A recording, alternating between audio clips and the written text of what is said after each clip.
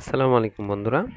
তো আজকে চলে এলাম খুবই গুরুত্বপূর্ণ একটি আপডেট নিয়ে, যেটি হচ্ছে বর্তমান চলমান সিলেটের বন্যা পরিস্থিতি এবং এইচএসসি পরীক্ষা পিছানো হবে কিনা এই বিষয়টি নিয়ে আজকে কথা বলবো।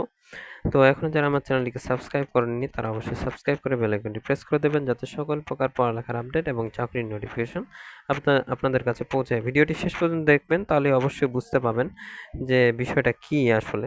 যেহেতু পরীক্ষা নিয়ে একটি ধোঁয়াশার সৃষ্টি হয়েছে, এইখানে আমি এই ধোঁয়াশাটা ক্লিয়ার করতে এসেছি। তো বিষয়টা কিন্তু খুবই জটিল পর্যায়ে চলে গেছে। তো অবশ্যই শিক্ষা বোর্ড কিন্তু এখনো কোনো প্রকার কোনো নোটিশ কিন্তু এখনো প্রকাশিত করেনি।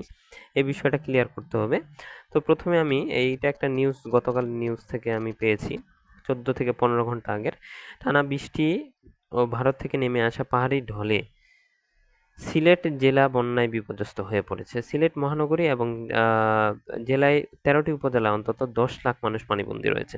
আমি যদি একটা কথা বলি, সেটা হচ্ছে গত বছরের সিলেটের যে বন্যা পরিস্থিতি ছিল, সেটি কিন্তু গত বছরে 2022 সালে ছিল। 2022 সালে কিন্তু প্রকট আকার ধারণ করে এবং এই বন্যা পরিস্থিতি কিন্তু আস্তে, আস্তে পুরো বাংলাদেশেই ছড়িয়ে পড়ে। এখন এই বন্যা পরিস্থিতিতে পরীক্ষা হবে কিনা এটা একটা ধোঁয়াশার সৃষ্টি হয়েছে। তারপরেও কিন্তু গত 22 সালের হিসেব অনুযায়ী আমরা দেখতে পারি যে 22 সালে পরীক্ষা কালকে, মনে করেন যে পরীক্ষা কালকে, তার আগের দিন আপডেট দিয়েছে যে পরীক্ষা পেছানো হয়েছে, পরীক্ষা হবে না।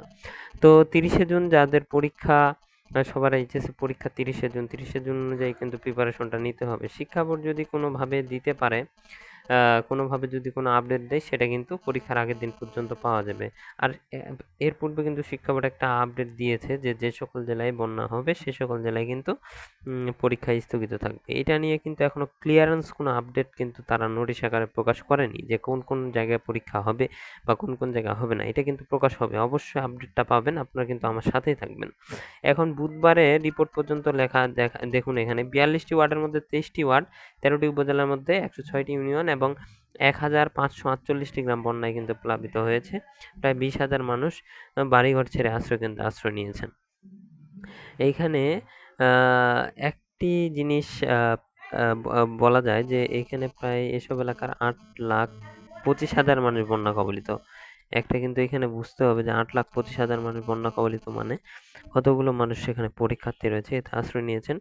আশ্রয়কেন্দ্র যে রয়েছে 656টি, এইখানে আশ্রয় নিয়েছে প্রায় 20,000 মানুষ। তার মানে 8,25,000 মানুষ যে বন্যা কবলিত রয়েছে, আহ, উম, এদের মধ্যে কতজন পরীক্ষার্থী রয়েছে, তাহলে এটা কিন্তু অবশ্যই কষ্টকর।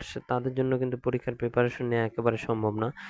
যেহেতু সারা বাংলাদেশে যেহেতু বন্যা পরিস্থিতি, এ, যেহেতু সারা বাংলাদেশে যেহেতু বৃষ্টিপাত হওয়ার সম্ভাবনা খুবই বেশি কয়েকদিন, তাহলে অবশ্যই বুঝে নিতে হবে যে শিক্ষা বোর্ড কোনো নোটিশ আকারে কোনো আপডেট দিবে, হয়তোবা যে সকল স্থানগুলোতে বন্যা পরিস্থিতি খুব খারাপ, সে সকল স্থানগুলোতে পরীক্ষা বন্ধের একটা যে নোটিশ বা পুরো বাংলাদেশে পরীক্ষা বন্ধের একটা নোটিশ, সেটা কিন্তু শিক্ষা বোর্ড দিবে। তো সেই আপডেট পাওয়ার সাথে সাথে আমি আপনাদের সাথে শেয়ার করব। অবশ্যই আমার সাথেই থাকবেন। সকলে ভালো থাকবেন, সুস্থ থাকবেন। আসসালামু আলাইকুম।